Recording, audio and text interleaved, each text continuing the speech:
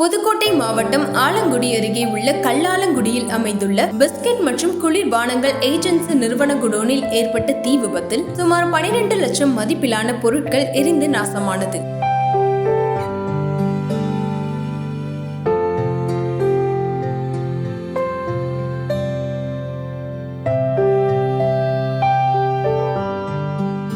மூன்று மணி நேரத்திற்கு மேலாக போராடி தீயணைப்புத் துறையினர் தீயை அணைத்து கட்டுக்குள் கொண்டு வந்தனர்.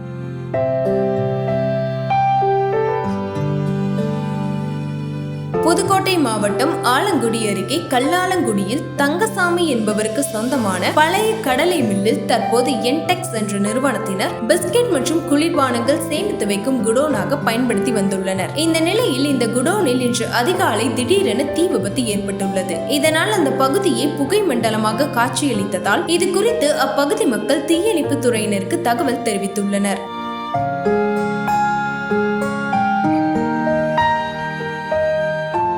அதன் அடிப்படையில் ஆலங்குடி தீயணைப்பு துறையினர் சம்பவ இடத்திற்கு வந்து தீயை அணைக்க முற்பட்ட போது தீயின் வேகம் அதிகரித்து குடோன் முழுவதும் தீ பரவியதால் புதுக்கோட்டை தீயணைப்பு துறையினரும் வரவழைக்கப்பட்டு சுமார் 3 மணி நேரத்திற்கு மேலாக போராடி அவர்கள் தீயை அணைத்தனர்.